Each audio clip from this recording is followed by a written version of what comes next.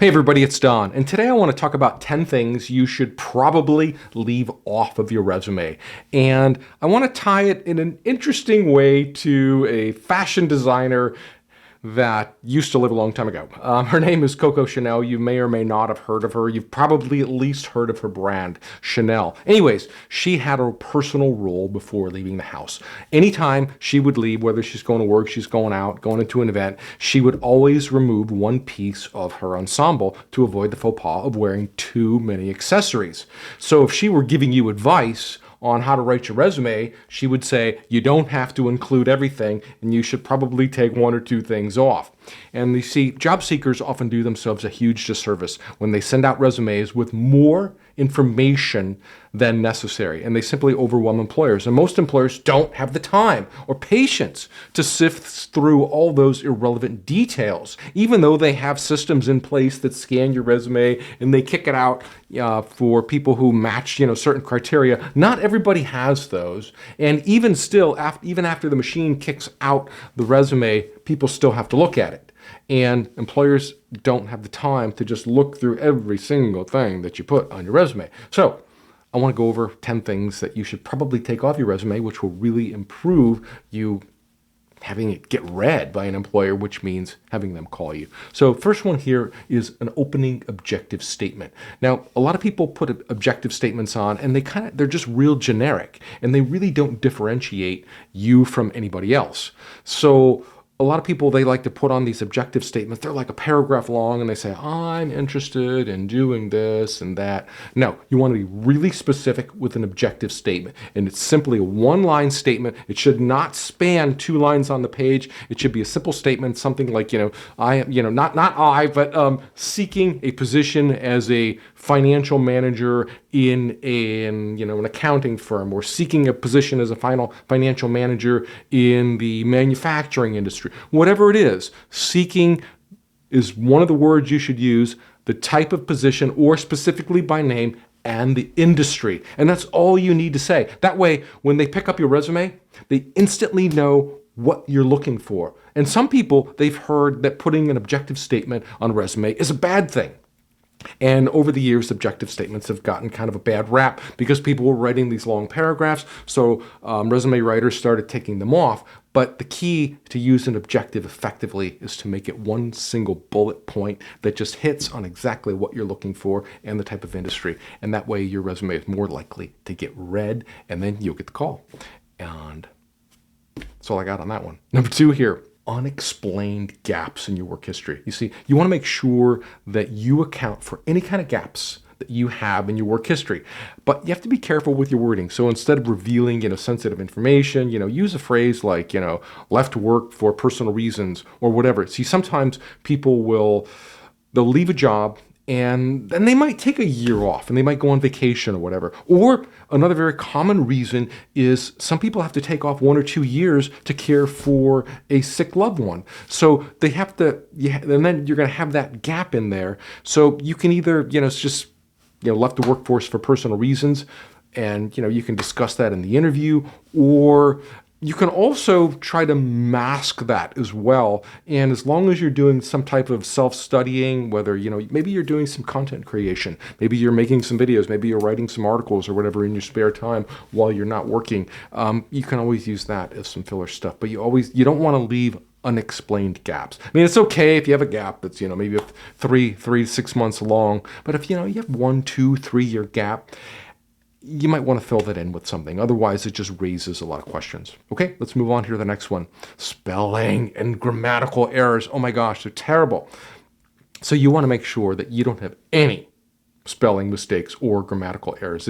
To me, that's just an instant, in the trash it goes. So if you're careless enough to send out, a resume with any kind of mistakes like that, employers are just going to assume you'll be equally careless when representing their company. I mean, I've seen people who've had their resume professionally written and it really wasn't working for them, so they sent it over to me to get a review. Don, can you look at my resume? Nobody's calling me. So I look at the resume. I'll find 2 or 3 spelling mistakes on there, or I'll find the use of the word I, which you should never have on your resume. These kind of mistakes are just a huge turnoff. So what I do is when I did my resume, I didn't pay anybody to proofread it, but the way I would proofread it is I'd print it out and then I would go over it with a pen and I would cross out each word as I read it. So I was almost very robotic in the way, be like, seeking a position as a senior network engineer. And I would cross off each word and just read it out loud, kind of read it, stop. And it takes time. But that way you really find the mistakes. Another thing that works really well in finding mistakes is put your resume up, on paper there and read it read it as if you're reading it into a camera. So it's like record yourself reading your resume. You'd be surprised how many mistakes you find. Okay, let's move on here to the next one. Details of every task in every job. Oh my gosh. Don't overload your resume with so much information. You want to focus on the tasks and accomplishments that are relevant to the position you're applying for. So I've seen this all too often. People, especially in IT, where people have accumulated a massive amount of experience in all kinds of different technologies, and they feel the need to put 20 years worth of IT experience on their resume. And the problem with, I'm using IT because it's a great example, problem with IT experience, the stuff you did 20 years ago isn't relevant today. So I've seen people put on their resume, Windows 95 experience. Now, this is, what are we in 2023 right now? So people putting Windows 95 experience, which came out in 1995. I mean, that's what, 30 years old? So you don't want to put that kind of stuff on there. You want to be relevant to the times. You also want to be relevant to the position that you're applying for. So read the job description, find out what they're looking for in that job, and then only list the skills that you have that you've worked with that are relevant to what they're looking for. And that's how you can be a lot more relevant to that job. All right, let's move on to the next one. Lack of professionalism. So don't put your resume on colored paper, cutesy fonts. I know people like to use these crazy fonts or colored fonts. The thing is, use colored fonts on your resume and it looks great. But when you go to print them out in black and white, they come out in shades of gray and so they don't look as good. So black, use black. You also want to make sure that you don't have any kind of links to personal websites. Make sure that they're professional. Any unprofessional email addresses. I've seen really weird email addresses, like cutesy@yahoo.com or whatever. You should have a professional email address that you use for job hunting. So for me, I might just be like, Don Georgievich, 5923@gmail.com. I wouldn't use my personal address. I don't have one of those QC ones anyways, but, some people have those personalized email addresses. Maybe it's, partly named after their cat or their dog or whatever. They're just not so good on resumes. It's not professional. And when you use those, you'll seem unprofessional and you might hurt your chances of getting the interview. Okay, let's move on here to the next one. Bragging. Now, it's essential. I mean, your resume is a brag sheet, so you want to showcase your achievements, but you also don't want to go overboard. If you brag too much, you're going to come across in the wrong way, and it can just be a major turnoff. So, you got to find the sweet spot there. Don't overdo it, don't underdo it, but dial it right in the middle. Okay, let's move on to the next one. Outdated information. So, stuff like, high school. Don't put your high school on there, or, things that you did in high school, or, jobs generally that you've held 10 to 15 years or more, because they're most likely irrelevant to your job search. So you want to get that outdated information off. I mean, I've seen people come to me and they have like these 3 pages resumes and 3 pages of a resume, and they have like 30 years of experience on there, stuff that just, they have, when they were working at the pizza joint, they have when they were, washing cars, working McDonald's, and today, they're the director of business development at something, but they have all this useless information in the back. Get it off. It doesn't add any value. Now, the one thing that does add value, or that can, I did have a resume come across my desk where a guy was interviewing to be the principal of a school system. Now, he had been working in the school system or in the public school systems for 30 years. So he had 30 years of public school experience, all the way back to when he was a first grade teacher, then he was a fourth grade teacher, and then he was a seventh grade teacher, and all the way up to where he's a high school teacher, and now he's like, hey, I want to apply for the principal's job. But anyways, he was showing that he had relevant experience of public school system experience for 30 years. So if you have a case like that, that's cool. If you don't, then get rid of some of that older stuff. It'll make you more relevant. All right, let's move on here to the next one. Personal attributes. So don't list your personal information such as height, weight, age, photographs, stuff like that. Keep your resume professional. Now, I will say this. In Europe, or really mainly in Europe, where they use CVs. They use CVs a lot more than we use resumes. CVs tend to, require some of that information, like, the personal information, maybe not so much as your age and your weight, but they do get a little bit more detailed, and they will show a picture and stuff like that on themselves. But in the US, no.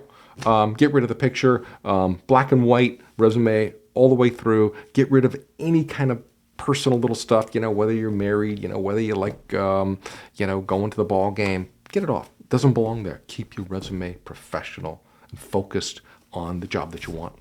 Next one here, false information. I hope this goes without saying, but lying on your resume, it's a bad idea. And companies, they have ways of verifying employment dates, and lying can really cost you your job. Now, some people will lie about their education. They might lie that they have, a master's degree when they don't. Companies do call colleges and they ask, hey, did Don go to this college? Does he have this degree? There's not much they can ask, but the college can verify whether you went there or not, whether you graduated or not. They won't tell them what your grades were or anything like that unless you authorize transcripts. But don't lie about anything. Misleading, I don't know about that. It's okay to kind of bend things a little bit, but it's easier to just omit. Instead of lying about something, just don't even mention it at all, because an omission is not a lie. All right, next one here. Interests and hobbies. Unless they're relevant to the job, leave them off. So, if you're a hunter, and, you list, one of your hobbies is hunting and fishing and stuff like that. And you're applying, and if you're applying to Dick's Sporting Goods, that's great. List those hobbies. But, if you're applying to a law firm or you're applying to Google or whatever, that stuff doesn't matter. So take it off. It doesn't really add any value. It can, but it's less. It can in the way that if, you list that, you like to hunt, you like to fish, and, you're interviewing with somebody who's actually happens to be a fisherman and a hunter, you might have that connection. But chances are that personal information is going to come up during the interview anyway, when you guys just take a break from being professional and you discuss each other's personal habits or what you like to do on the weekends. It's more likely to come up. But the wrong places on the resume. And think about this. If you say, you love to hunt and you're a fisherman and it's on your resume, and you're interviewing with somebody, who, doesn't like guns or whatever, it's not going to look good. So just don't even put it there. And it doesn't belong there. It doesn't have any value there. So there you have it, man. 10 things that Coco Chanel would approve of to crafting a resume. Take one thing off. And then in your case, you probably need to take 2 things off, but keep your resume simple, focused, and professional, but leaving out all that unnecessary stuff that doesn't add value. Remember, less is more on a resume.